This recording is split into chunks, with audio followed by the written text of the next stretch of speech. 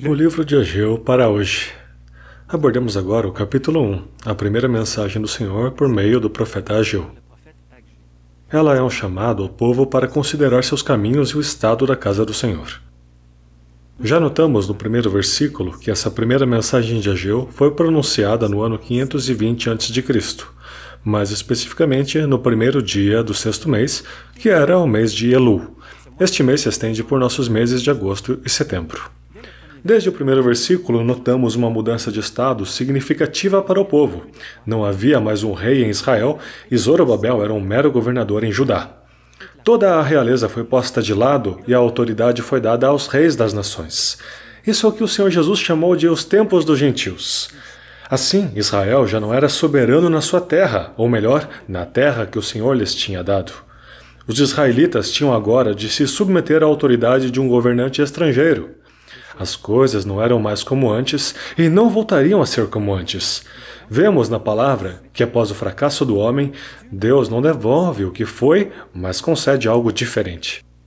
Para o povo na época de Ageu, o grande acontecimento esperado era a vinda do Messias. O mesmo vale para nós. As coisas mudaram desde os tempos dos apóstolos e o testemunho cristão não voltará a ser o que era no início. Mas se tudo mudou, o Senhor permanece o mesmo. Não desejemos que as coisas sejam como nos bons velhos tempos, mas sim olhemos com fé para o Senhor e caminhemos fielmente perante Ele. Agora vejamos o versículo 2. Assim fala o Senhor dos Exércitos, dizendo: Este povo diz, não veio ainda o tempo em que a casa do Senhor deve ser edificada. O Senhor dos Exércitos dirige-se ao seu povo.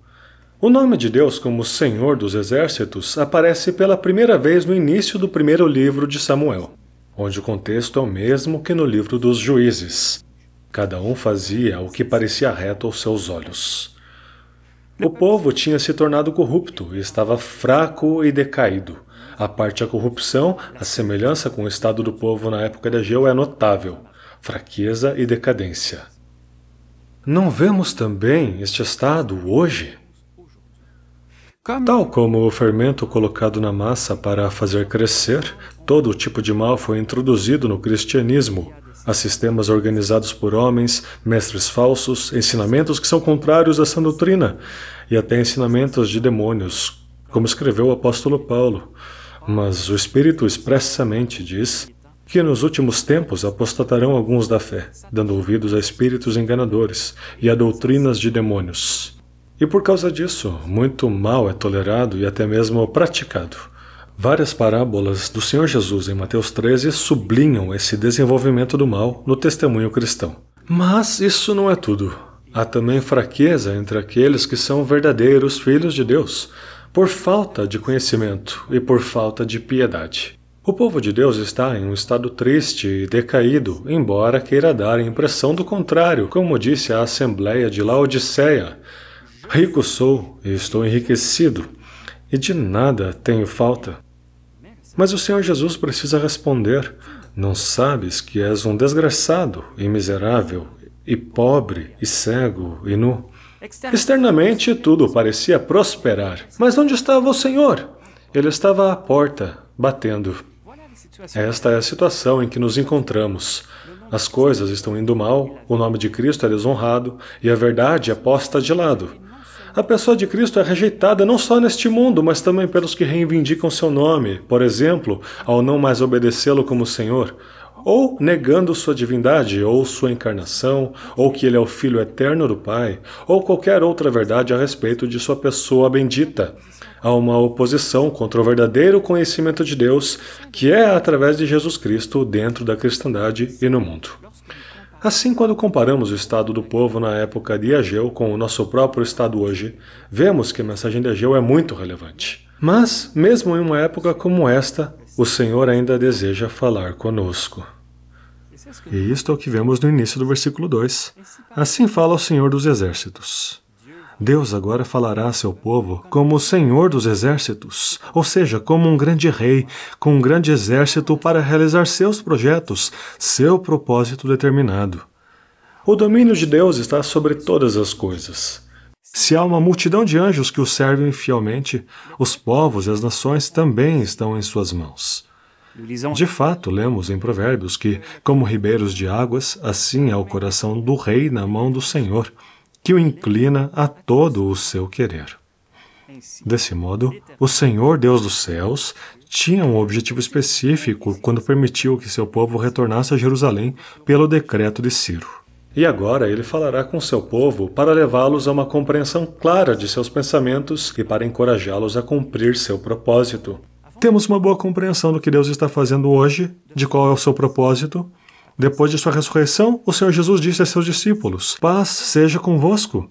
Assim como o Pai me enviou, também eu vos envio a vós." Se fomos salvos, ao crer em Cristo e em sua obra na cruz, apenas para nos tornarmos adoradores, então por que o Senhor não nos leva imediatamente à sua presença no céu? Adoraríamos muito melhor no céu do que aqui, quando ainda estamos na carne com esta velha natureza caída. Mas aqui não se trata mais de nós, mas de Cristo, em torno de quem gravita todo o propósito de Deus. E estamos aqui para dar testemunho dele e aprender com ele, e indiretamente para aprender mais sobre nós mesmos e o quanto fomos perdoados e amados. O fato de que ainda estamos aqui na Terra e que o Senhor nos enviou nos mostra que Deus ainda trabalha até agora para construir sua Assembleia. Ainda que o altar tivesse sido colocado sobre as suas bases, o que nos fala de adoração e serviço de acordo com o pensamento de Deus, um assunto muito importante, isso não era tudo. A seguir é necessária a construção da casa. Sim, primeiro o altar, mas depois a construção da casa. Como membros do corpo de Cristo, todos temos um papel ativo a desempenhar na obra de Deus. Mas se olharmos ao nosso redor para a iniquidade que se pratica ou para as seduções desta era, então corremos o risco não só de esquecer o propósito de Deus, mas de chegar às mesmas conclusões que o povo de Israel na época de Ageu e de nos comportarmos da mesma maneira. Os tempos mudaram desde os Atos dos Apóstolos e o mal se espalhou no testemunho cristão. As coisas não voltarão a ser como eram no início, mas o Senhor permanece o mesmo e está trabalhando para construir sua Assembleia até que Ele nos chame para si mesmo. Neste meio tempo, Ele deseja que compreendamos seu propósito e que não nos deixemos desencorajar pela iniquidade ou nos deixemos adormecer pelas atrações do mundo, mas que andemos de acordo com seu propósito, pois também fomos chamados segundo o seu propósito.